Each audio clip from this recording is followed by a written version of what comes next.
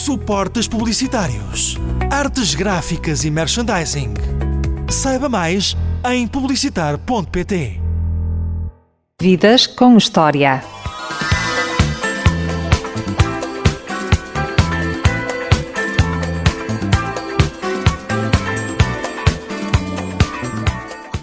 António Ribeiro Cristóvão nasceu a 7 de julho de 1939 em Proença Nova, no distrito de Castelo Branco. Na juventude estudou num seminário no Alentejo, de onde saiu aos 16 anos rumo a Angola, onde começou a fazer rádio.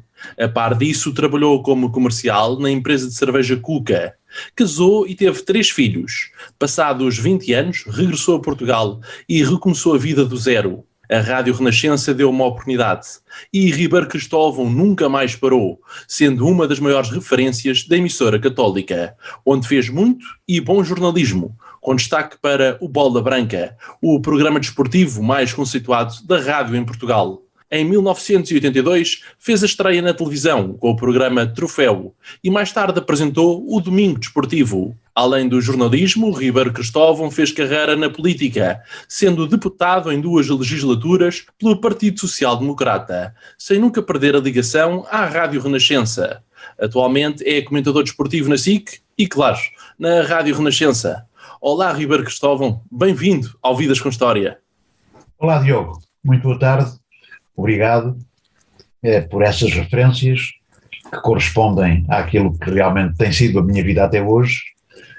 Vamos então conversar um bocadinho, com todo o prazer, com uma saudação especial aos milhares de espectadores e ouvintes que estão connosco nesta emissão e aos quais desejo que tudo esteja a correr pelo melhor, sobretudo no que toca, neste tempo complicado, aos aspectos que têm a ver com a saúde. Qual é a memória mais longínqua que tem da rádio? Bem, a memória mais longínqua que eu tenho da rádio tem a ver com quando eu era menino e moço, com os meus 10 anos talvez, foi quando eu comecei a ouvir rádio com maior assiduidade. Nesse tempo ainda não havia muitos aparelhos de rádio, as ditas telefonias espalhadas por esse país. As emissões eram constantes, mas não chegavam a todo lado, e eu comecei cedo, para aí nos anos 47, 48, a ouvir rádio e, sobretudo, a sintonizar a então emissora nacional e o Rádio Clube Português, e claro também, às vezes, quando era possível, e quando chegavam lá, os emissores associados de Lisboa. Eu vivia na Beira Baixa, onde nasci, como aliás o Diogo já referiu, e nem sempre se ouvia em boas condições a emissão, sobretudo destes emissores menos fortes. Mas a emissora nacional e o Rádio Clube Português ouviam-se bem e, portanto, eu comecei cedo, digamos que, a afeiçoar-me à rádio, a decorar os nomes das pessoas que trabalhavam nesse portentoso meio de comunicação social, então assim considerado, e desse tempo retenho, sobretudo no que toca aos aspectos desportivos, alguns nomes que ainda hoje mantenho em boa memória. Artur Agostinho, Amadeu José de Freitas, Nuno Brás, Alfredo Quadros Raposo, que eram fundamentalmente os homens que faziam os relatos do futebol e que eu seguia atentamente todos os domingos. Não digo todos os fins de semana, porque nessa altura os jogos eram só aos domingos, mas todos os domingos eu era um ouvinte constante da rádio e foi aí que eu também comecei a gostar claramente do futebol. E o que é que nasceu primeiro? A paixão pela rádio ou pelo Sporting? Eu creio que terá sido uma coisa em simultâneo, porque de facto comecei nessa altura a perceber-me que havia uma equipa que era diferente de todas as outras, que tinha realmente um 11 poderosíssimo, ganhava tudo e a todos. O Sporting ganhou 7 campeonatos em 8 anos, tinha uma equipa fabulosa, sobretudo constituída por um trio, um quinteto atacante que ficou conhecido para sempre e até hoje como os 5 violinos: Jesus Correia, Vasques, Perteu, Travassos e Albano.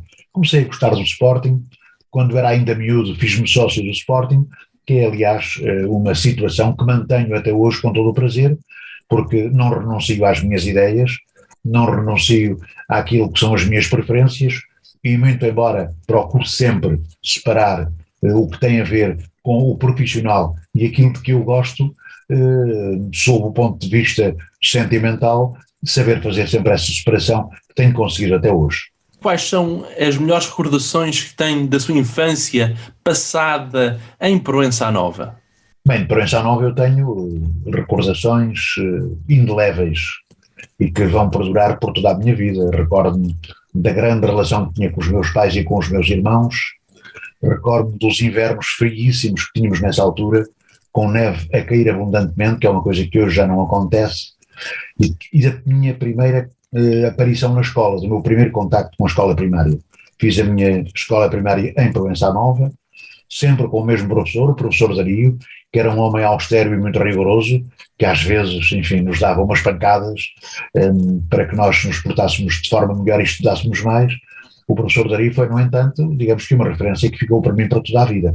Portanto, de Proença Nova, recordo sobretudo essa parte essencial do meu carinho devotado para com os meus pais, que eram duas pessoas fantásticas, mas dos quais me separei aos 11 anos, porque foi quando fui exatamente pela primeira vez para o seminário de Évora, que era realmente e é muito distante de Proença Nova.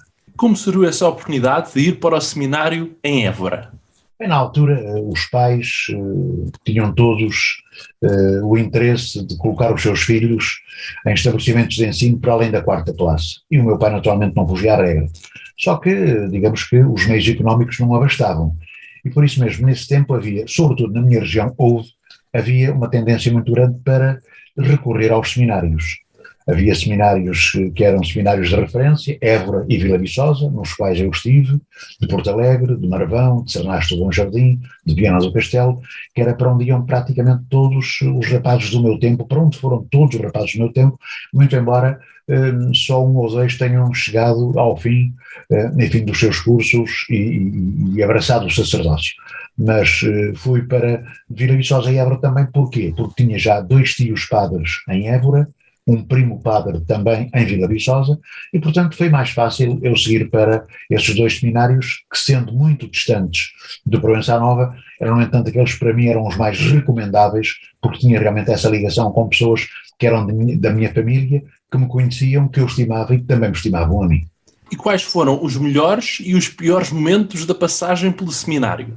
Eu não tenho maus momentos da minha passagem pelo seminário. Aliás, eu do seminário só tenho a dizer coisas boas, só tenho a fazer boas referências, porque foi realmente no seminário que eu comecei a tomar contacto com a vida real, que comecei a perceber-me de coisas que em Proença Nova não tinha possibilidades de ter conhecimento, e portanto foi aí que eu comecei também a estudar, comecei a evoluir, comecei a ter um bom relacionamento com os meus colegas. Lembro que no primeiro ano entramos 73 alunos para o seminário de Évora, logo no primeiro ano, tínhamos, digamos que ali um curso de 3 anos, que era aquilo que cá fora se considerava a admissão ao liceu. Fizemos um curso de 3 anos, ao fim de 3 meses, aliás, ao fim desses 3 meses, alguns foram rejeitados, ficaram em casa, cerca de 20, mas nós, 57 ou 58, prosseguimos a caminhada e realmente do seminário eu só tenho a dizer coisas boas. Ainda hoje mantenho uma boa relação com alguns foram meus companheiros desse tempo, e também com alguns sacerdotes que conheci nessa altura e com os quais ainda hoje mantenho uma boa relação. Aliás, mantenho uma boa relação, digamos, com toda a comunidade. Existe uma coisa em Évora que se chama a LASE, que é a Liga dos Antigos Seminaristas de Évora, à qual eu pertenço, e que realiza todos os anos reuniões que fazem, enfim, juntar todos os antigos alunos do seminário, e eu procuro nunca faltar. Faltei só, digamos, neste último ano, enfim, por razões perfeitamente conhecidas e aceitáveis, mas logo que seja possível retomar as nossas reuniões da LASE, eu lá estarei presente para confraternizar com os meus antigos amigos, com os meus antigos colegas de estudo e com eles recordar os passos mais importantes, então, da nossa vida. O António Ribeiro Cristóvão alguma vez pensou em ser padre? Claro, quando nós entramos para o seminário, eu penso que, de uma maneira geral, nós pensamos que será, digamos que, uma iniciativa para levar até ao fim. Mas depois, com o avançar dos tempos, começa a haver outras solicitações, começa a haver também outras tentações, e há muitos que ficam pelo caminho. Eu lembro-me que eu entrei em 1950, e do ano de 1950 em que eu entrei, apenas 5 dos meus companheiros atingiram, digamos que é a etapa final, chegaram a sacerdotes. Enfim, não é possível chegarem todos, eu fui um dos que ficaram pelo caminho. A minha ideia inicial, naturalmente, que era continuar, mas cheguei a determinada altura que vi que realmente a minha vocação não era fundamentalmente aquela e, portanto, abandonei o seminário. A relação com a fé ao longo da vida foi sempre igual ou sofreu modificações? Não, a minha relação com a fé foi sempre igual e mantém-se até hoje. Eu ainda hoje continuo a ser, digamos que, sempre que possível, um católico praticante, assistindo à missa, tendo uma boa relação com a minha paróquia, em todos os aspectos, no aspecto religioso e no aspecto social, procurando ajudar aqueles que às vezes mais precisam, mas procurei manter sempre, digamos que a minha fé e mantê-la-ei sempre até ao fim. Não digamos que sou um católico praticante a 100%, mas sou um católico convicto de que realmente a fé é muito importante para conduzir a minha vida e assim vou manter. Ribeiro Cristóvão, quais foram os motivos que o levaram a ir sozinho para Angola com 16 anos?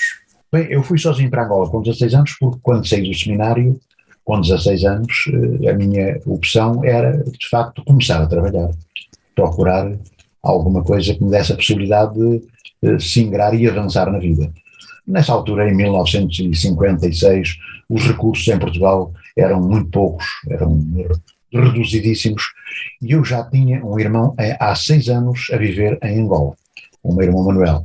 E, portanto, foi mais fácil eu rumar a Angola, chamado também pelo meu irmão, pelo Manuel, e meter-me num barco no dia 4 de abril de 1956 e 14 dias depois chegar ao meu destino, que era exatamente onde se encontrava o meu irmão, e com ele, juntamente com ele, começar, digamos que, a rumar uma nova vida, vida com uma dimensão diferente que não seria possível em Portugal. O António Ribeiro Cristóvão tem 3 irmãos. Como era a sua relação com eles? Tenho mais 12 irmãos, nós somos 3. Era uma relação ótima. O meu irmão foi para Angola, tivemos sempre uma relação pequenina, uma relação de pequeninos desde jovens. Tínhamos 3 anos de diferença. O meu irmão era o mais velho, a minha irmã estava a seguir, a Maria Luísa, com 3 anos a seguir, e eu 3 anos depois, eu era o caçula, era o mais novo, tinha menos 3 anos. A nossa relação foi sempre esplêndida, foi sempre ótima, éramos uma verdadeira irmandade, porque os nossos pais também assim nos educaram. De resto, constituíamos uma família, não digo que modelar ou exemplar, mas era uma família que não merecia reparos de ninguém em Provença Nova, onde fomos criados e onde crescemos. Lembra-se do dia em que embarcou em Lisboa a caminho de Angola? Lembro-me perfeitamente. Foi no dia 4 de abril de 1956, embarquei no Paquete Pátria, ao meio-dia e 32, na Rocha Conde de Óbidos. Tinha o meu pai e o meu tio Joaquim a despedirem-se de mim, muito chorosos, e eu naturalmente também, e pronto, e lá iniciei essa viagem que parecia não ter fim. Tivemos uma primeira paragem no Funchal, no dia seguinte, depois em São Tomé e Príncipe, depois em Luanda e depois no Lubito, onde cheguei 14 dias depois de ter embarcado em Lisboa. Foi a viagem mais marcante da vida de António Ribeiro Cristóvão? É, sem dúvida, a viagem mais marcante da minha vida, porque ia sozinho, entregue apenas a mim próprio, não conhecia ninguém, das pessoas que iam no barco, o barco ia cheio, mas eu não conhecia ninguém, e devo confessar que tive alguma dificuldade em conciliar o sono durante muitas noites. Chorei abundantemente, com saudades dos meus pais, sobretudo do meu pai e da minha mãe, enfim, e que só acabei por ver de novo 11 anos depois. No dia da partida, imaginou que ia viver 20 anos em África? Não sabia, era uma incógnita, não sabia realmente o que é que me esperava e o que é que eu poderia esperar da vida. Tinha lá, como disse, um irmão, depositava e assentava nele as minhas expectativas e a minha esperança de realmente ter menos dificuldades, como realmente viria a acontecer. Depois, à medida que fui, digamos que avançando na idade, no conhecimento e na experiência com Angola, aí sim comecei a pensar que realmente seria definitivamente a minha terra, seria Angola.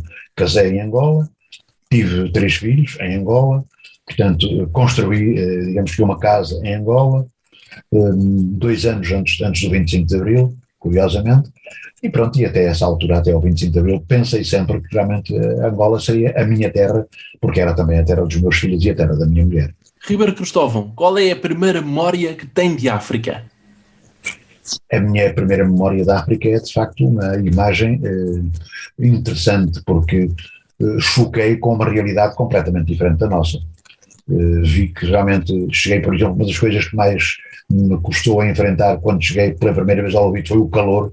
Era um calor desmesurado, que realmente não era fácil de suportar, mas, enfim, Angola criou-me uma enorme expectativa, porque eu sabia que era um território muito grande, com imensas potencialidades, com gente dos mais diversos estratos, e depois, pronto, à medida que me fui adaptando e que fui conhecendo pessoas e que me fui adaptando às circunstâncias que a vida me proporcionou, comecei a tornar naturalmente, começou a tornar-se para mim mais fácil a minha integração na vida, naquele território.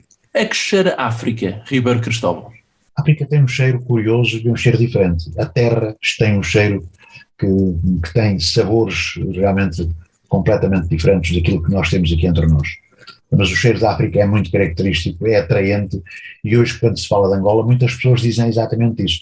O cheiro da África é diferente, sensibiliza-nos, atrai-nos e faz-nos fixar lá. E eu tenho pena que realmente isso não tenha acontecido. O primeiro trabalho que teve em Angola foi como escriturário no Serviço de Agricultura e Pescas. Como era o seu dia-a-dia? Serviço de Agricultura e Florestas.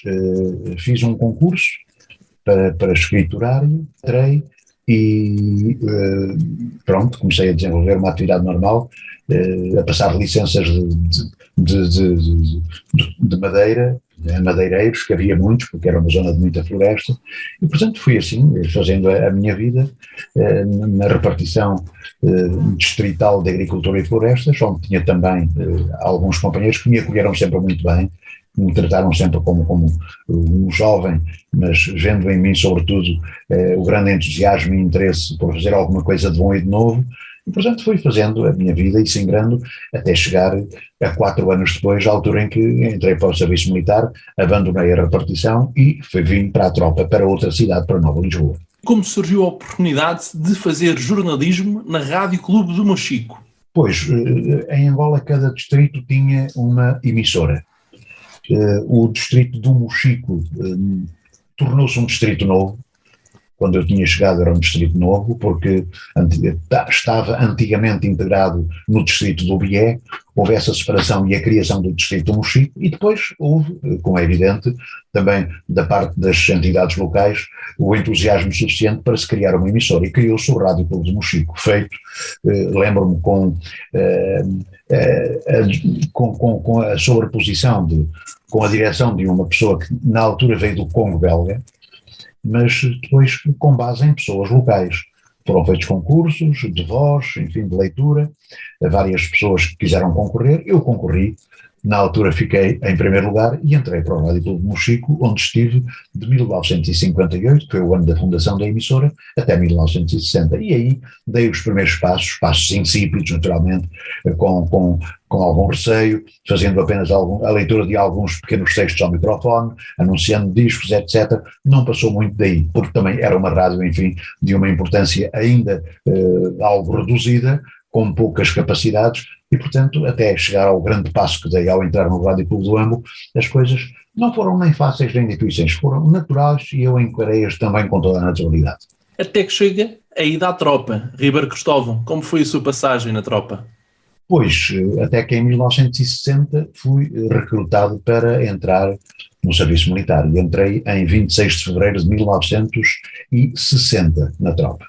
Pensava inicialmente, como nesse tempo era assim, pensava estar 10 meses na tropa e depois regressar de novo à vida civil.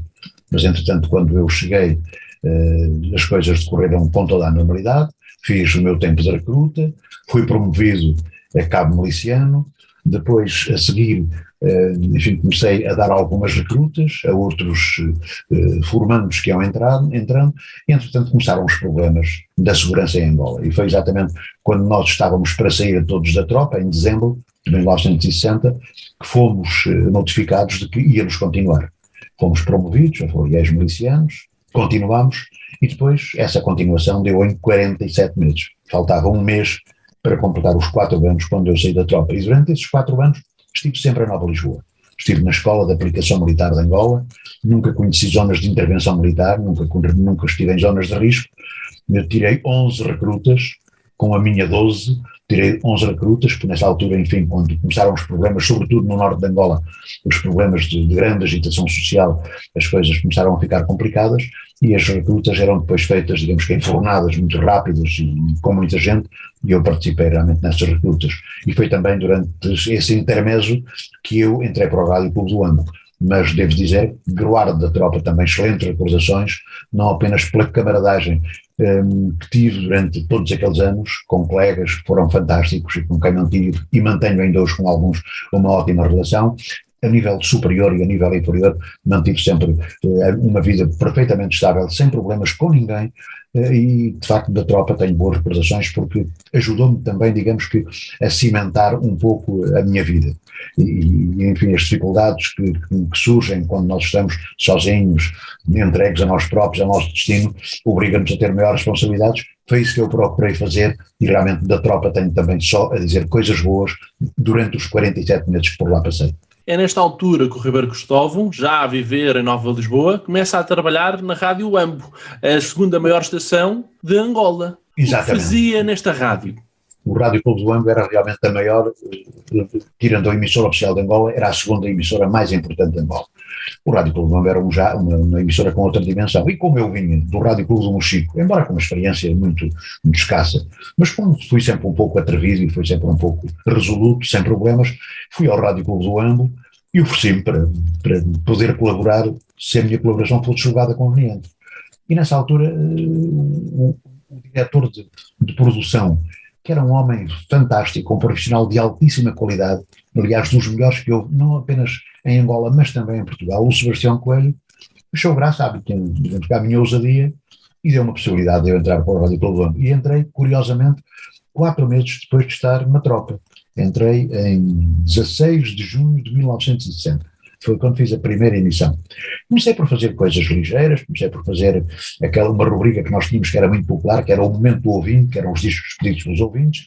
Nós recebíamos pedidos de Angola inteira, fazia o Momento do Ouvinte, depois comecei a fazer leitura de noticiários, depois comecei a ter, digamos que, um maior atrevimento, comecei a fazer programas com assinatura, programas feitos por mim próprio, e pronto, e assim fui fazendo. Até que também, um dia, tive a ousadia de pedir ao responsável pela parte desportiva que me deixasse ir com ele a um jogo de futebol e tentasse fazer um relato. E assim foi. O Fernando Antunes, que era um rapaz fantástico, um africano fantástico, curiosamente, eu só conheci nessa altura, quando entrei para o Rádio Clube do Ambo, e que curiosamente está sepultado na minha terra, porque quando viemos todos em 75, ele foi para a minha terra, para Proença Nova, está sepultado na minha terra, o Fernando Antunes. Andei a relatar jogos de futebol durante 4 ou 5 meses para um gravador, ele ouvia os relatos, depois dos jogos, dizia-me aqui está bem, aqui não está bem, e eu sempre fui fazendo, até que 6 ou 7 meses depois fiz pela primeira vez um relato em direto e ao vivo, e acho que causei boa impressão, fiquei satisfeito, e a partir dali nunca mais parei. Começando também a fazer não apenas relatos de futebol, mas também de hóquei em patins e de basquetebol, que eram 2 modalidades que tinham um grande incremento em Nova Lisboa e em Angola inteira. Aliás, Angola foi algumas vezes, a diversos níveis, campeã nacional de basquetebol e de hóquei em patins, a nível de juniores e a nível feminino, e portanto comecei também a fazer relatos nesse nível, e fiz vários relatos. Vim a Portugal algumas vezes, fazer relatos de final da Taça de Portugal, vim cá 2 vezes, fui uma vez a Moçambique fazer um relato de um Angola, Moçambique, a nível de seleções séniores, e portanto também me ajudou, digamos que, a criar uma endurance maior e uma experiência maior nesse aspecto, e foi de facto em Angola que eu criei raízes mais fortes para vir a ser, digamos, um relator de futebol com alguma qualidade que eu acho que consegui atingir aqui em Portugal também. Como é que o Ribeiro Cristóvão conciliava a tropa com a Rádio Ambo? Tinha um comandante na tropa, o comandante da minha unidade, o Major Batista de Carvalho, que era um homem fantástico, que tinha comigo uma excelente relação, que me ajudou sempre muito e que me concedeu todas as facilidades. Eu ia à tropa todos os dias, ia todos os dias ao quartel, fazia as minhas obrigações, mas a partir do momento em que eu podia sair, e saía por volta das 4, 5 horas, eu ia logo para o Rádio Clube do Ambo, onde ficava depois até à meia-noite, 1h da manhã. Portanto, foi sempre possível conciliar nessas 2 tarefas, sem criar atrito em lado nenhum, em nenhum dos lados. Na tropa sabiam que eu tinha digamos que, aliás, eu tive que fazer um requerimento para pedir autorização para fazer essa colaboração, mas na tropa sabiam, portanto, que eu tinha essa colaboração, o Rádio Clube também sabia que eu tinha acesso às limitações e foi sempre possível conciliar as duas coisas e fazer sem atritos, sem problemas com ninguém, essa vida durante muitos anos. Quando terminou a tropa, o Ribeiro Cristóvão candidatou-se para trabalhar na empresa Cuca, a empresa de cervejas de Angola. Sim, mas antes disso estive um ano como profissional da rádio, porque eu saí da rádio no dia 23 de dezembro de 1963, portanto quase a acabar o ano, entrei para a Cuca em 25 de janeiro de 1965, portanto ainda estive um ano sem estar na Cuca. Nesse ano fui profissional do Rádio Clube do AMB, só do Rádio Clube do AMB, onde tinha realmente uma tarefa muito mais abrangente, fazia um horário já muito mais dilatado e, portanto, tinha outras obrigações que, aliás, procurei cumprir sempre e cumpri.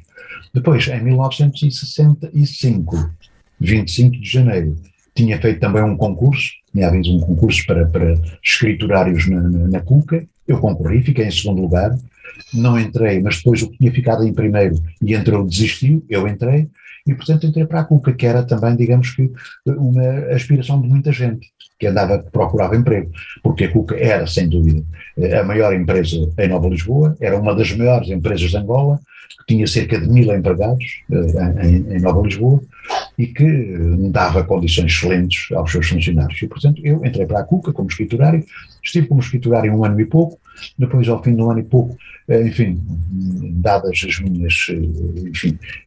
aquilo que eu penso terem sido as minhas qualidades, fui convidado para passar para o departamento comercial, para o departamento de vendas e relações públicas, enfim, entrei com a categoria de promotor de vendas e foi assim que eu fiquei até 1975, quando abandonei Angola e vim para Portugal. Qual foi a maior aventura que o Ribeiro Cristóvão passou com o comandante Marcelino, o responsável pelo avião que levava os comerciais da cerveja Cuca aos mais longínquos pontos de Angola? É verdade, o comandante Marcelino era uma pessoa que eu acompanhava com muita frequência, porque quando eu entrei para promotor de vendas, quando passei para o setor de promoção de vendas e relações públicas, uma das minhas funções passou a ser a de visitar as unidades militares. E visitava as unidades militares do leste e do sul de Angola. E essas viagens eram todas feitas com o comandante Marcelino. Tínhamos um Cessna, o comandante Marcelino tinha vindo da tropa, tinha vindo da Força Aérea, tinha sido contratado pela Cuca, passou a ser, em exclusivo, piloto da Cuca, e realmente foi nesse tempo que tivemos, digamos que uma relação de grande proximidade. Era um homem de uma exigência sem limite. No dia em que nós aterrávamos às vezes em pistas que eram perfeitamente incríveis, de terra batida, às vezes com xarocos a passarem pelo meio quando estávamos para aterrar, mas o comandante Marcelino era exigência. E lembro, por exemplo, uma vez estive numa unidade militar, quase no sul de Angola, em Vila Nova da Armada, numa unidade de fuzileiros navais, estivemos 4 dias lá, porque tinha chovido no dia em que nós tínhamos chegado e eventualmente iríamos à tarde também retomar o voo, retomar a nossa viagem, mas choveu, caíram lá uns pingos de água num sítio qualquer esquisito do avião e o comandante Marcelino já não arrancou. E portanto estivemos ali 4 dias à espera que viesse um avião de Luanda com uma peça para colocar naquele avião e depois fôssemos de novo a viajar. Ele era rigorosíssimo, não facilitava nem 1 milímetro, irritava-se quando estava mau tempo e quando íamos no ar e as coisas às vezes corriam menos bem, mas nunca tive, digamos que, nenhum atropelo nas viagens.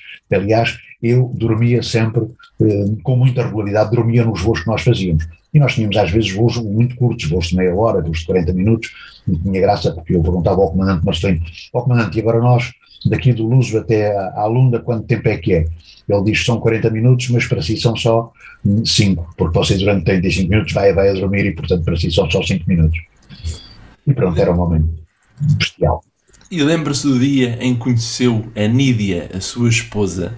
Eu conheci a minha mulher, a Nídia, ainda estava na tropa, porque eu tinha uma república, éramos 6 furrieiros, tínhamos uma república no centro da cidade e, curiosamente, ali próximo de um piadeiro dos autocarros que por ali passavam com os alunos que iam para o liceu. E pronto, eu comecei a reparar na Nídia, que parecia-me uma rapariga diferente das outras, comecei, enfim, a catrapiscá-la, comecei a piscar-lhe o olho foi assim que nos conhecemos e depois empreendemos o nosso namoro e que, enfim, que depois se cimentou de forma muito mais forte e mais evidente quando eu saí da tropa e um ano depois casámos. Casei no dia 16 de janeiro de 1965, exatamente uma semana antes de entrar para a CUC. Em que forma o amor influencia a vida de Ribeiro Cristóvão? Bastante, muito mesmo. Tive sempre uma dedicação e uma fidelidade grande à minha mulher. Tivemos sempre uma excelente relação. Os nossos filhos nasceram muito cedo. O nosso Miguel Pedro nasceu 9 meses e 15 dias ou 20 dias depois de nós termos casado. Portanto, digamos que foi uma coisa que aconteceu rapidamente. A Teresa nasceu 2 anos depois, a Sandra 2 anos depois, eles têm um intervalo de 2 anos cada um, e pronto, eu acho que foi essa, digamos que uma razão forte para nós nos mantermos juntos e unidos durante toda a vida até hoje. Claro que a vinda para cá, depois de tudo aquilo que nós passámos, das horas difíceis que vivemos em Angola, digamos que tornaram ainda mais forte essa relação e que se mantém até hoje, sem perturbações. O Ribeiro Cristóvão tem 3 filhos que nasceram em Angola. A infância deles foi melhor ou pior do que a sua em Proença Nova? Foi muito melhor que a minha. Eles tiveram já acesso a coisas com as quais eu nunca sonhei quando era da idade deles. Tiveram tudo.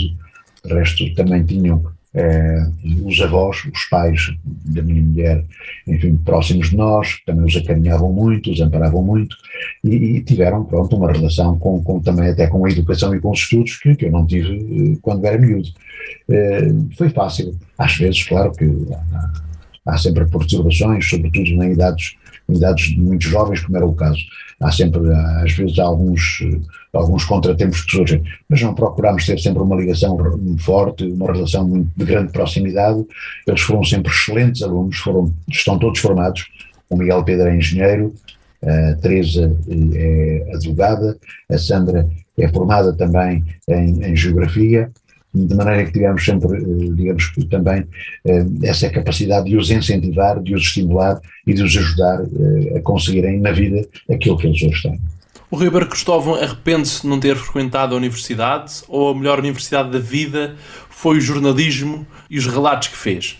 Não tive possibilidades de frequentar a universidade, porque quando eu saí do seminário, a minha ideia foi exatamente ir para Angola, para o pé do meu irmão que estava lá, e não frequentar a universidade, porque os meus pais também não tinham financeiramente capacidade para que tal acontecesse. Mas a universidade da vida para mim foi muito importante. Procurei nunca desaproveitar todas as circunstâncias que permitiram evoluir-me, que me permitiram evoluir na vida, e realmente a vida foi a minha grande universidade. Poderia ter ido até no aspecto de estudos, de formação mais longe, mas eu acho que consegui aquilo que foi o suficiente para construir uma vida, enfim, uma vida boa, uma vida regular, uma vida sem carências e, sobretudo, uma vida capaz de proporcionar bons exemplos àqueles que estavam próximos de mim. A noção de distância em Angola é muito diferente do que é em Portugal. É verdade que o Ribeiro Cristóvão chegou a fazer mais de 1300 km para fazer relatos de futebol? É verdade, é. Em Angola nós não tínhamos distâncias. Eu estava em Nova Lisboa, e às vezes ao almoço, depois do almoço íamos ao café tomar um café, estávamos ali sempre um grupo de amigos muito próximos e às vezes decidíamos ir tomar uma cerveja ao Lobito. Íamos ao Lobito tomar uma cerveja, eram 200 km, 200 para cada lado. E realmente era fácil. Relatos de futebol, fiz vários assim, acompanhava as equipas de Nova Lisboa nos jogos que faziam a contar para o campeonato provincial, nos jogos em Luanda, e a Luanda fazia os relatos. Os jogos em Luanda eram sempre à noite, por causa do calor também, no estádio dos Coqueiros, mas é que eu saía de Nova Lisboa após o almoço, com o Fernando Antunes, meu amigo e meu chefe, íamos a Luanda, fazíamos o relato, acabava o relato, íamos ao Baleizão tomar uma cerveja, comer um bocadinho de presunto, ao Aparício, e voltávamos para Nova Lisboa. E já às 6 da manhã estávamos em Nova Lisboa outra vez. E, portanto, tínhamos andado 1300, 1400 quilómetros sem qualquer problema e também sem cansaço, porque vinhamos sempre a conversar, vinhamos sempre, enfim, a divertir-nos, a ouvir música e, portanto, era uma viagem que não era difícil de fazer. A estrada era boa e, portanto, não havia problemas de maior pelo que essa viagem era feita muitas vezes. E fiz também várias vezes, por exemplo, a Serpa Pinto, que também eram cerca de 600 quilómetros, Serpa Pinto já no nordeste de Angola, ia muitas vezes a Serpa Pinto e voltava, mas aí já em funções profissionais que tinham a ver com a cuca. Portanto, não havia, digamos que uma grande noção das distâncias, porque o espaço para nós era uma coisa que não contava, enquanto nós aqui costumávamos dizer que aqui nós fazíamos uma casa e no passeio do lado lá era Badajoz, aqui era tudo muito, muito estreito e muito curto. Em Angola realmente não havia espaço, não havia lugar a preocuparmos com a dimensão, tanto mais que Angola é 14 vezes maior que Portugal continental. Obrigado pelo uso do microfone, o som está muito melhor, Ribeiro Cristóvão. Tá, pois eu tinha ali de lado e não tinha reparado que tinha aqui o microfone e de facto podia ter utilizado desde o início. Quais foram os melhores momentos que viveu ao longo de 20 anos em Angola? Vivi grandes momentos, vivi bons momentos, vivi no aspecto de profissional, senti-me realizado, tanto na rádio como funcionário da Cuca. Criei excelentes amizades. Nós em Angola tínhamos uma relação de grande proximidade com os nossos amigos, com os vizinhos, não tínhamos a chave na porta, mantínhamos a porta aberta, visitávamos com muita frequência uns aos outros, vivíamos na casa uns dos outros. Ainda hoje eu tenho, por exemplo, um amigo na África do Sul que era meu vizinho, com quem falo todas as semanas, porque realmente tínhamos uma grande amizade lá, uma grande proximidade, e já não o vejo há 40 e tantos anos, mas continuamos a ter uma boa relação e com ele falo todas as sextas-feiras à noite. E, portanto, havia de facto em Angola um tipo de vida que cá não é possível, porque quando cá cheguei vim também numa altura complicada, a seguir ao 25 de Abril. Portanto, havia uma grande desconfiança entre as pessoas, havia, digamos também, uma grande obstrução ao progresso das pessoas nas suas carreiras. Havia, enfim, muitos fatores que contribuíam para que houvesse alguma destabilização social, e isso em Angola não acontecia. Portanto, tenho de Angola as melhores e as mais boas recordações. Ribeiro Cristóvão, onde estava no dia 25 de abril de 1974? Estava no Andulo, a terra onde nasceu o Jonas Malheiro Savimbi. Andava a fazer uma das minhas viagens com a Cuca, tinha ido no meu Fiat 125 a Silva Porto, Bié, hoje, e depois ao Andulo, que era uns 50 km de distância do Bié, tinha ido visitar clientes nossos e no dia 25 fui-me deitar naturalmente à noite, porque no dia seguinte iria continuar o meu trabalho. No dia 26 de manhã, quando me levantei, no bar do hotel, comecei a ouvir alguns rumores de pessoas que diziam que tinham ouvido a rádio da África do Sul dizer que tinha havido problemas em Portugal, problemas em Lisboa. Não fiz, digamos que, grande fé nisso, porque não havia mais notícias. A rádio da África do Sul é que tinha dado a notícia, e nós em Angola ouvíamos muito as rádios, enfim, exteriores, da África do Sul, a Rádio Moscou, a Rádio Pequim, as rádios brasileiras ouvíamos com muita frequência, mas à tarde, de facto, a emissora oficial de Angola começou a dar a notícia. Tinha havido uma sublevação em Lisboa, e nessa altura o governador-geral de Angola, pai do Ribeiro e Castro, Santos e Castro, tinha sido presidente da Câmara Municipal de Lisboa, foi ele que fez aquele primeiro aqueduto do Campo Grande. Leu um comunicado a dizer que tinha havido realmente perturbações em Portugal, em Lisboa, mas aconselhava que as pessoas se mantivessem calmas, se mantivessem tranquilas, porque, enfim, certamente tudo se iria resolver da melhor forma e que daria notícias próximas. Claro que eu depois já não me mantive tão tranquilo quanto estava, meti-me no carro, vim para Silva Porto outra vez, e pronto, e a partir daí as coisas começaram a ter um desenvolvimento cada vez mais complicado, porque, enfim, aqui em Portugal também não ajudaram, sobretudo as autoridades que nessa altura eram responsáveis pela governação não ajudaram. Houve uma pessoa que foi de facto, nessa altura, o almirante Rosa Coutinho, foi uma das figuras mais sinistras que houve na política em Portugal e que contribuiu muito para a destabilização que viria a verificar-se a seguir e que deu origem depois àqueles acontecimentos tão tristes que deram, enfim, que nos obrigaram a vir embora. E eu tive que vir embora, ainda me mantive em Angola. Curiosamente, eu tinha férias na Cuca, de 4 em 4 anos tínhamos 4 meses de férias em Portugal. Eu tinha vindo em 1970 de férias, voltei cá em 1974, já depois do 25 de Abril, vim para Portugal em junho de 1974 de férias. Comprei um carro novo aqui, que levei para Angola, curiosamente, em setembro, já depois do 25 de Abril, e pronto, e a verdade é que isso foi, digamos que a maior manifestação da minha crença que realmente os problemas em Angola iriam ser resolvidos todos da melhor forma e que haveria de ser possível uma coexistência entre todas as pessoas que lá estavam, independentemente da sua cor ou do seu credo religioso.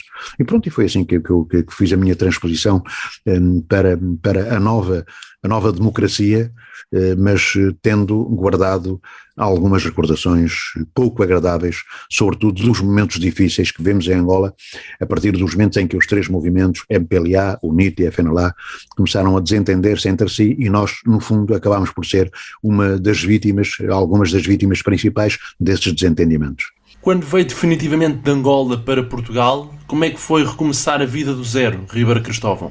Foi muito complicado, porque eu vim no dia 28 de setembro de 1975, curiosamente. Vi num voo, enfim, num voo direto de Nova Lisboa, que parou em Luanda para abastecer e depois veio para Lisboa, num avião da Swissair, e na tal ponta aérea, foi um dos últimos aviões a sair de Nova Lisboa. Deixei tudo em Nova Lisboa, levei o meu carro até ao aeroporto e lá o deixei, entreguei as chaves a um amigo meu, que era meu colega na Cuca, um africano, a quem dei as chaves do carro e a quem tinha dado as chaves da minha casa, enfim, para ficar de sobreaviso, e que acabou por ficar lá, como é evidente depois de tudo o que aconteceu, e vim sem nada, vim rigorosamente sem nada. Vim com a minha mulher. Os meus 3 filhos já tinham vindo antes, com o meu sogro, já tinham vindo em agosto e, portanto, exatamente por nessa altura já havia receios de que as coisas pudessem complicar. Vim em 28 de setembro e pronto, e cheguei a Lisboa sem nada. Tinha apenas a minha irmã, o meu cunhado e os meus pais à minha espera. Os meus pais, infelizmente a minha mãe já tinha falecido em 73, o meu pai à minha espera. Fui viver para a casa da minha irmã para Alcochete e foi lá que eu estive até conseguir arranjar emprego, a passar difíceis dias, complicados, assim, na expectativa de que as coisas não seriam tão fáceis quanto eu desejaria que fossem, mas enfim, tentando todos os dias manter a esperança de conseguir arranjar um emprego e fixar a minha vida cá, uma vez que seria insustentável a ideia de poder regressar a Angola. Porquê que vale a pena não desistir? Pois vale a pena ter confiança, primeiro em nós próprios, nas nossas capacidades, na nossa resiliência e na força que procuramos transmitir a nós próprios. E eu nunca desisti. Comecei desde logo a procurar emprego, visitei todos os sítios onde era possível eu arranjar uma colocação, comecei nos jornais, comecei nas rádios, comecei na televisão, fui a todo lado à procura de jornais e eu ia todos os dias a alguns sítios. E houve um sítio onde eu ia mesmo todos os dias, que era a Renascença, a emissora católica. Porquê? Porque, enfim, tinha a ideia de que, sendo eu um antigo seminarista, um católico, talvez me fosse mais fácil entrar para a Renascença. Mas não foi assim tão fácil quanto isso. Entrei apenas no dia 2 de fevereiro de 1976, portanto 4 meses depois de estar em Portugal, e foi de facto essa minha insistência que me valeu essa entrada, com a ajuda também dos meus tios padres que estavam em Évora e que escreveram uma carta, enfim, a recomendar-me nessa altura à gerência da Renascença, e eu lá entrei, enfim, a dar os primeiros passos sem a confiança, ou pelo menos sem muita confiança das pessoas, mas com a minha total confiança de que se me deixassem entrar eu era capaz de fazer alguma coisa de bom, e acabei por fazer, felizmente. O que dizia a carta de um tio de Ribeiro Cristóvão dirigida ao cônego António Gonçalves Pedro, responsável pela Rádio Renascença? Pois dizia coisas muito simples, dizia apenas que respondiam pela minha capacidade de ter um bom relacionamento, enfim, afirmavam a minha moralidade, afirmavam também a minha ligação à Igreja e diziam sobretudo que eu era uma pessoa confiável, portanto respondiam por mim, eu era uma pessoa confiável e que portanto que não havia qualquer problema em relação a esse aspecto. Não podiam já dizer a mesma coisa em relação à minha capacidade profissional, porque não me conheciam, eu estava em África, era em África, enfim, que eu comecei a fazer rádio, portanto não sabiam qual era a minha capacidade profissional, mas estavam à vontade quanto, digamos que à minha atitude moral de ser capaz de ter um bom relacionamento com toda a gente e de me manter ali sem qualquer perturbação. A primeira vez que o Ribeiro Cristóvão falou ao microfone na Renascença foi numa noite de carnaval. Porque É o verdade. António Sérgio, que era o locutor de serviço, foi para a festa. Nesse momento Pois. imaginou que seria uma das pessoas mais importantes da estação. Não, eu já estava na rádio, portanto, há quase um mês, mas ainda não tinha tido acesso ao microfone, porque as pessoas não sabiam de facto o que é que eu valia, o que é que eu era capaz de fazer. Portanto, não me tinham dado ainda a possibilidade de eu ter acesso ao microfone. Não era porque desconfiassem, enfim, da minha idoneidade moral, mas porque realmente não sabiam qual era a minha valia profissional.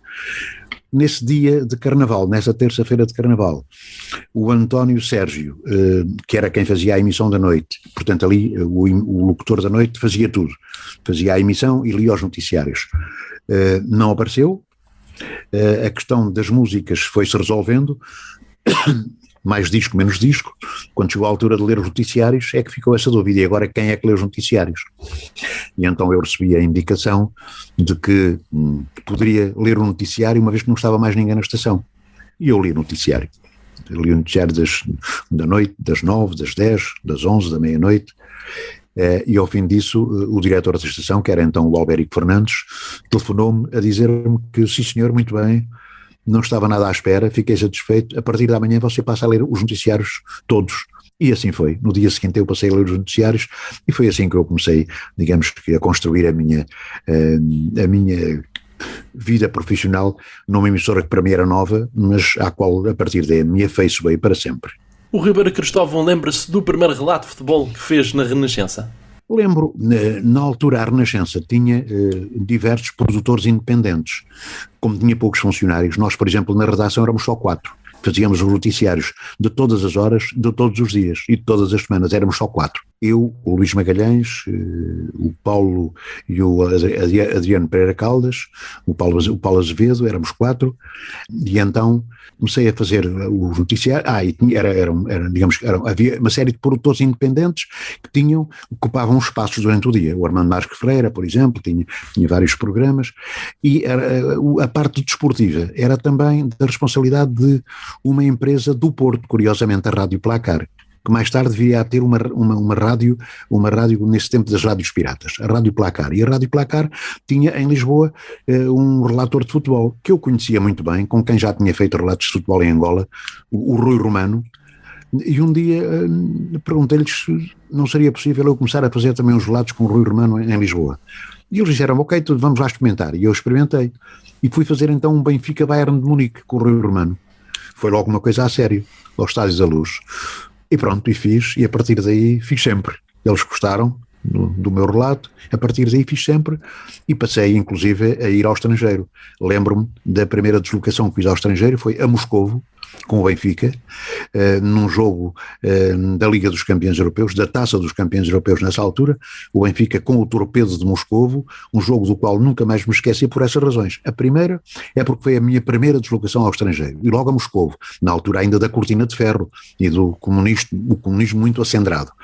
Depois porque foi um jogo curioso, que tinha sido, o Benfica tinha ganho em Lisboa por 1-0, depois em Moscovo o resultado manteve-se assim igual durante muito tempo, até ao fim, e houve prolongamento, e depois houve necessidade de recorrer às grandes penalidades para o desempate, e lembro-me que nessa altura o falecido Bento, guarda-redes do Benfica, defendeu penaltis e marcou o penalti da vitória, de maneira que lembro-me deste jogo, foi de facto um jogo interessantíssimo também, que ficou, enfim, na minha memória para sempre, mas o primeiro foi realmente esse no Estádio da Luz, de um Benfica Bayern de Munique, que fiz com o Rui Romano. Houve um tempo em que eu trabalhei todos os dias da semana, todos os dias do mês, durante muito tempo, sem ter uma folga sequer.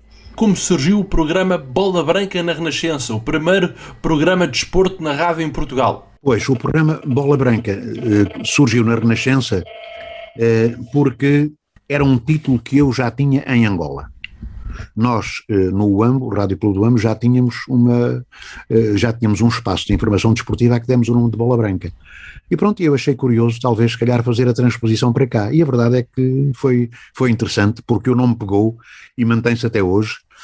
Na altura teve audiências fantásticas, porque nós tínhamos, de facto, a possibilidade de fazermos uma informação breve, uma informação que era muito condensada, mas sobretudo muito séria e muito bem informada. Portanto, o programa Bola Branca chegou a ser, e ainda hoje é um programa, enfim, com nome, um programa com estatuto, mas chegou a ser, de longe, o programa mais ouvido da rádio desportiva em Portugal. Em 1982, o Ribeiro Cristóvão deu o salto para a televisão. Como é que isso aconteceu? Aconteceu que um dia o Adriano Cerqueira e o José Eduardo Muniz, que estavam na altura a colaborar na Renascença, a fazer os noticiários da manhã, e com os quais eu nesse tempo, enfim, estabeleci uma relação de amizade. Um dia eles voltaram, porque enfim tinha mudado o governo, e o Adriano Cerqueira e o José Eduardo Muniz voltaram a ser convidados para diretores da informação da Rádio e Televisão Portuguesa. E um dia o José Eduardo Muniz e o Adriano chamaram-me para me dizerem que tinham um convite para mim. Queriam que eu fosse para a RTP para orientar o Departamento de Desporto, chefiar o Departamento de Desporto. Eu disse-lhes rotundamente que não, por duas razões. A primeira é porque não tinha nenhuma experiência de televisão, a segunda é porque não deixaria nunca a Rádio Renascença, que foi a rádio que me abriu a porta quando eu andei em período de grande dificuldade. Pronto, e depois a nossa conversa continuou, chegámos a um acordo, eu passaria a ser apenas colaborador e não funcionário da RTP. Fui fazer uma experiência, não tinha nenhum contacto com as câmaras. Lembro-me que fui fazer, numa quarta-feira, uma experiência, eles disseram para ir ao Lumiar, ainda os estúdios eram lá no Monte do Lumiar, fazer uma experiência, e eu fiz uma experiência lá com as câmaras e tal, fazer umas leituras, a ler uns pivôs, e a verdade é que isto foi numa quarta-feira. No sábado fui fazer, porque na sexta-feira fui avisado nesse sentido, no sábado fui fazer em direto o programa Troféu, durante 4 horas seguidas. Foi a primeira vez, foi a minha primeira experiência que eu tive com televisão. Entrevistou o Mário Coluna nesse programa. Entrevistei o Mário Coluna nesse programa, que foi realmente uma coisa que foi curiosa. O Mário Coluna não era homem de muitas conversas e tinha aceitado ir ao programa por pouco tempo, porque ele de facto tinha alguma dificuldade em se expressar. E o Mário Coluna foi, comecei a entrevista, e a certa altura foram-me dizendo que estavam com dificuldades de ordem técnica para eu continuar, para eu manter a entrevista. E a verdade é que a entrevista se prolongou por longos minutos, o Mário Coluna a responder sempre com maior dificuldade, e eu também já a ter alguma dificuldade nas perguntas, mas pronto, lá me consegui sair airosamente do programa. O programa durou 4 horas, durante 4 semanas ainda fiz esse troféu. Durante 4 sábados seguidos, fiz o troféu de 4 horas cada um, e ao fim do 4º programa fui então convidado pelo Adriano e pelo José Eduardo Muniz para passar para o domingo desportivo, que era sem dúvida nessa altura o melhor programa de informação que havia, porque era o único. Na altura também só havia aquele canal de televisão, a RTP, mas tinha de facto muita informação, tinha muitas imagens, tinha as imagens dos jogos de futebol que de facto entusiasmavam muitas pessoas, e eu fui fazer aquele que era sem dúvida o programa mais ambicionado por todos os meus colegas da RTP. Todos gostavam de fazer, todos queriam fazer o domingo desportivo, mas enfim, eu tive essa sorte ter sido escolhido e fiz-lo durante vários anos, e acho que eu fiz bem, e portanto também é, digamos que, uma marca importante na minha carreira, muito embora tivesse sido uma coisa completamente inesperada, com a qual eu nunca contei, nunca estive à espera de onde ia vir a ser, enfim, trabalhador na televisão, mas acho que fiz e que não fiz mal, e com o agrado das pessoas me mantive 12 anos na RTP como colaborador. A determinada altura, o Ribeiro Cristóvão saiu do domingo desportivo e voltou em 1986. E o Pinto da Costa, presidente do Futebol Clube do Porto, escreveu uma carta a felicitar o regresso do sportinguista Ribeiro Cristóvão. É verdade, saí porque, entretanto, o Adriano Cerqueira naquela altura havia muitas convulsões políticas, não é? E à medida que mudavam, digamos que as chefias políticas, mudavam também as direções na RTP. O Adriano e o José Eduardo Muniz se voltaram a sair, eu saí também com eles, e em 1986 eu fui de novo convidado a regressar por eles, que entretanto também já tinham regressado, e voltei. E a RTP recebeu, com o meu conhecimento, aliás tenho encaixilhada essa carta, tenho aqui essa carta num caixilho, diz que foi com imensa satisfação que vimos Vossa Excelência retomar o lugar no programa Domingo Desportivo, o que só por si é garantia de total isenção, dadas as provas de bom profissionalismo que desde sempre demonstrou possuir. Não poderíamos deixar de nos congratularmos com o seu regresso, bem como de o informar que estamos à inteira disposição para o que entender. Sem outro assunto, é com elevada estima e consideração que nos subscrevemos de Vossa Excelência atenciosamente pelo Futebol Clube do Porto, o presidente Jorge Nuno Pinto da Costa. Portanto, foi essa carta que de facto me deixou muito satisfeito, que deu origem a uma excelente relação que eu mantive durante muito tempo com o presidente do Futebol Clube do Porto, e que foi de facto, digamos que uma prova cabal de que o meu serviço estava a ser interessante, estava a agradar, sobretudo pelo profissionalismo e pela isenção que eu me demonstrava. Jornalismo sério, isento, imparcial, com qualidade e carimbo do Ribeiro Cristóvão. Sim, exatamente. Atualmente, foi realmente uma das marcas. Como é a sua relação com o seu Sporting? É uma relação normal. Eu sou sócio do Sporting desde 1955. Desde 25 de novembro de 75. Portanto, sou sócio há 66 anos. Sou sócio 581.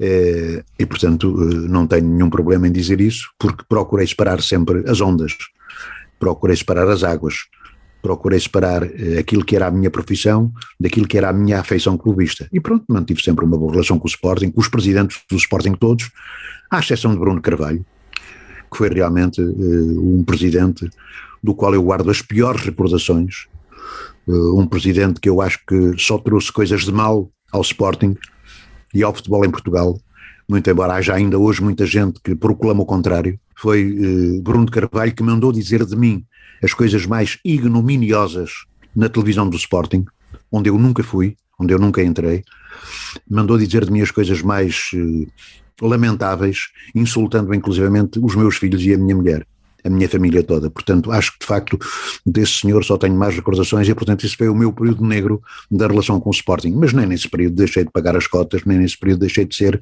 um adepto do clube.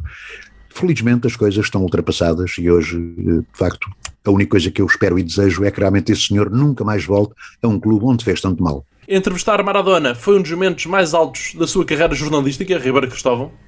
Foi um momento importante porque entrevistar o Maradona para mim foi uma coisa que eu julgava completamente distante. E ainda hoje continuo a considerar que realmente o Maradona é um jogador de categoria inigualável. Claro que temos o Cristiano Ronaldo e o Cristiano Ronaldo é hoje, sem dúvida, o maior jogador de futebol de todos os tempos no continente do seu tempo. Hoje ultrapassou já todas as marcas, mas o Maradona era realmente um jogador com uma classe insuperável e foi um momento importante. Mas entrevistei também outros jogadores, o Platini também, um jogador de muita qualidade. Tive uma excelente relação com o Eusébio, de grande proximidade com o Eusébio, com quem falei e entrevistei também muitas vezes. Enfim, houve uma série de jogadores com quem falei, que entrevistei e o que me deu realmente muito gosto de fazer. Por falar em carreiras, não posso terminar esta entrevista sem abordar a sua passagem pelo Partido Social Democrata, o PSD, pois o Ribeiro Cristóvão, durante 6 anos, foi deputado na Assembleia da República. Como foi esta experiência? Bem, esta experiência foi uma coisa que estava completamente à margem daquilo que eram os meus objetivos de vida. Mas um dia recebi uma chamada, um telefonema do presidente da Câmara de Proença Nova, Coronel Diamantino André, a dizer-me que ia recandidatar-se a novo mandato como presidente da Câmara e gostava que eu fizesse parte das listas dele como presidente da Assembleia Municipal. Eu, a princípio, recusei a ideia, disse-lhe que não estava nada preparado para isso, mas ele disse-me que não era uma coisa complicada, bastava ir lá uma vez de 3 em 3 meses às reuniões da Assembleia Municipal e pronto, eu aceitei e assim foi. Realmente a Assembleia Municipal não era uma coisa de grande exigência, era uma coisa que era, enfim, relativamente fácil de desempenhar e portanto aí me mantive durante 4 anos, durante um mandato. Mas entretanto, pelo meio, o mesmo Coronel Diamantino André, que era, digamos que, a figura maior do PSD em Proença Nova, telefonou-me a dizer-me que iriam fazer as listas para a Assembleia da República e que o Pinhal, a zona do Pinhal, ia ter uma figura também nas listas e, portanto, ele gostava que fosse eu. E eu pus com grandes objeções à ideia, ele insistiu e eu pus uma condição. É que, sim senhor, ok, eu aceito ficar na lista, mas num lugar não elegível. E assim foi. E de facto fiquei num lugar não elegível. Estava no 3º lugar na lista. Nós, na altura, elegemos 2 deputados por Castelo Branco. Era a então Maria Elisa. Outra jornalista, e o engenheiro Fernando Penha, que era o presidente da Distrital de Castelo Branco. E pronto, e as coisas assim foram. Só que a Maria Elisa chegou à Assembleia da República e não se adaptou bem. saiu, ou 2 ou 3 meses depois saiu, não se adaptou. E pronto, e chamaram o terceiro da lista, que era eu. E eu, a princípio, com muitas dúvidas, com muita relutância, mas acabei por aceitar e fiquei. Pronto, e fiquei durante toda a legislatura, de tal modo que na legislatura seguinte voltei a ser convidado para fazer parte das listas de Castelo Branco. E eu aí, já com medo daquilo que tinha acontecido da primeira vez, coloquei, digamos que uma objeção maior, ficar em lugar ainda mais baixo na lista. E então fiquei em 4º lugar na lista de Castelo Branco. As eleições decorreram, Castelo Branco elegeu só um deputado, só que depois as coisas complicaram-se ainda mais. Isto é, porque o primeiro não aceitou ficar, o segundo era presidente da Câmara da Covilhã, também não aceitou, o terceiro era médico, tinha uma série de empresas clínicas, também não aceitou, e teve que ir o 4º da lista, avançar para o Parlamento, e lá fui eu outra vez. Pronto, e fiquei nessa altura já em condições mais difíceis, porque o governo era liderado pelo engenheiro José Sócrates e, portanto, passei a ser da oposição, as dificuldades eram maiores, e além disso, Castelo Branco tinha 3 deputados do Partido Socialista e eu apenas do Partido Social Democrata. Fiz o melhor que soube e o melhor que pude, com todas as contingências que eram naturais nessa altura, uma vez que era elemento da oposição, mas colaborei ativa e assiduamente, nunca faltei a nenhuma reunião plenária da Assembleia da República, nunca faltei a nenhuma reunião da Comissão de Educação, Ciência, Cultura e Desporto de que eu fazia parte e que era presidida por um querido amigo, António José Seguro, do Partido Socialista, com quem ainda hoje mantenho uma grande amizade e que, enfim, teve sempre, digamos que um tratamento muito afável e muito bom para mim.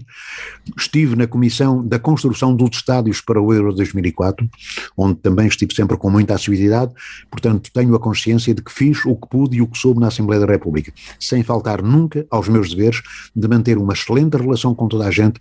Tive relação excelente com deputados do Partido Socialista, com deputados do CDS, com deputados do Bloco de Esquerda, com deputados do Partido Comunista, porque havia ali, digamos que alguma ligação, porque havia nos deputados do Partido Comunista uma série deles que eram adeptos do Sporting, e então nós falávamos muito dentro da Assembleia da República por causa do Sporting, mas mantive também com eles, ainda há poucos dias, por exemplo, encontrei o João Oliveira, de quem sou amigo e que agora é o líder do grupo parlamentar do Partido Comunista, com quem fiz uma boa amizade, ainda por cima ele tem, digamos que também a sua, ele é de Évora e portanto há também essa, digamos que essa afetividade minha também com Évora, portanto mantive uma boa relação com toda a gente, com os assessores, com os funcionários da Assembleia da República, com os quais ainda hoje contacto. Tenho muitas saudades que tenham falecido, o Zeca Mendonça, que era o assessor do PSD desde a sua fundação, um rapaz de muita urbanidade, um rapaz excelente, e portanto da Assembleia da República tenho boas recordações, mas é evidente que voltar à Assembleia da República está completamente fora de hipótese. O que é ser social-democrata, Ribeiro Cristóvão?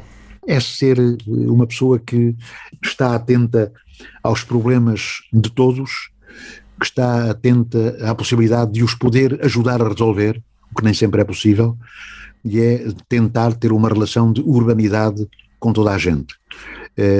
Digamos que eu creio que no âmbito da política talvez seja ser social-democrata, talvez seja o ser o mais abrangente, sem extremismos de nenhuma espécie. Claro que as coisas hoje nem sempre são iguais ao que foram no passado, certamente que hoje há mais dificuldade em algum tipo de relações, mas eu continuo a ser social-democrata, nunca me dei mal e certamente que assim vai continuar a ser até ao fim. Ribeiro Cristóvão, estamos quase a terminar. Eu não lhe posso deixar de perguntar, ser avô é melhor do que ser pai? Tenho 7 netos, o David, a Carolina, o Tomás, o Lourenço, o António, a Rita e o Manuel.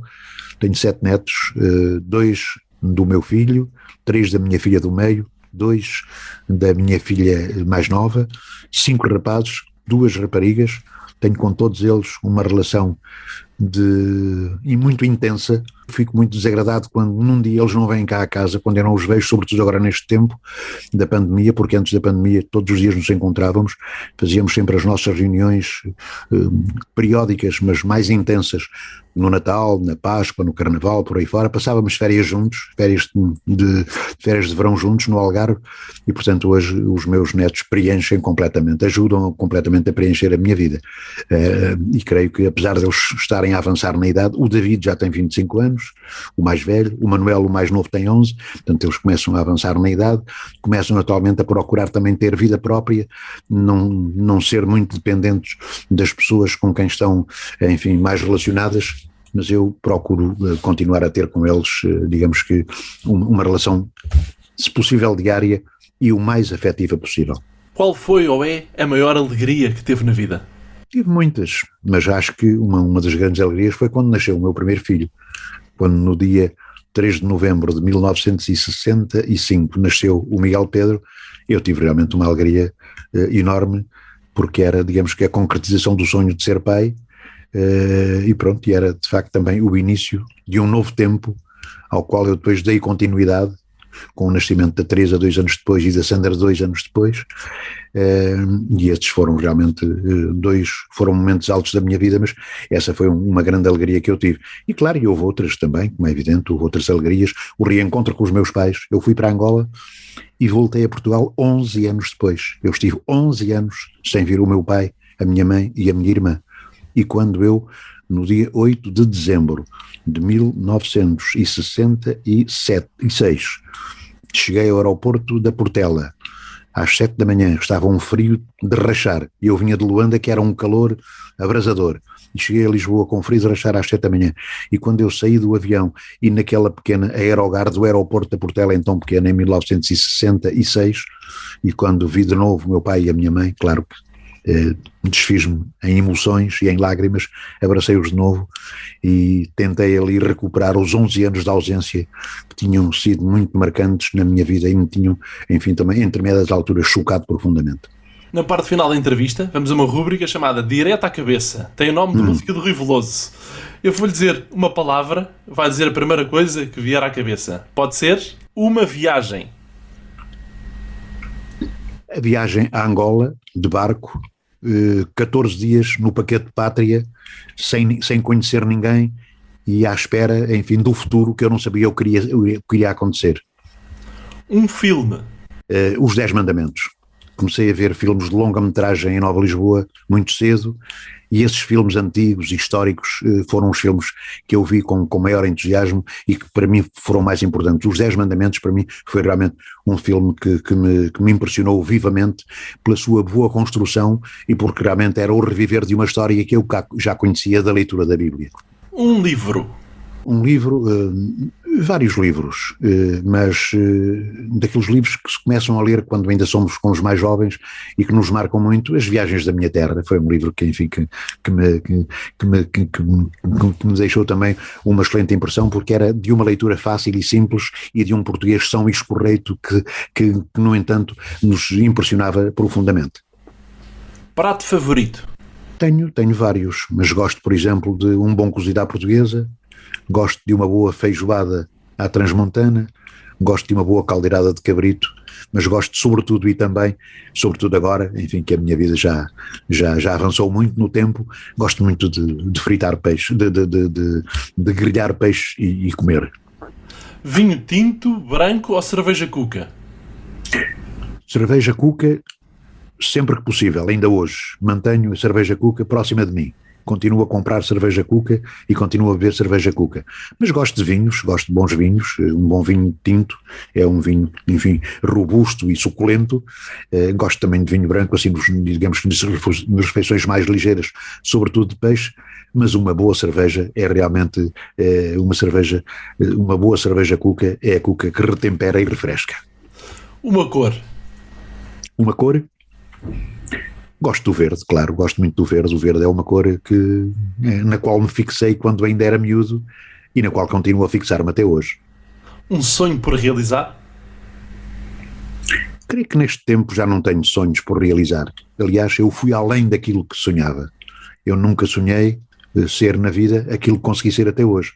Portanto, os meus sonhos estão todos não apenas realizados, mas ultrapassados, de maneira que não tenho mais sonhos para realizar. Para terminar, completa a seguinte frase, Ribeiro Cristóvão. A vida é... A vida é um ai que mal soa.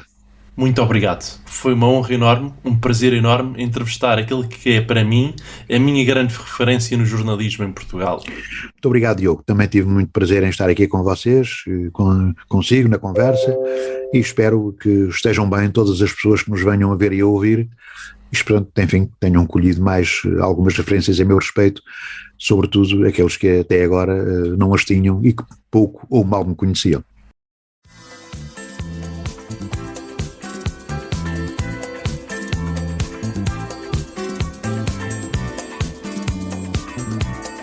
Eu sou o Diogo Marcelino e este foi o Vidas com História.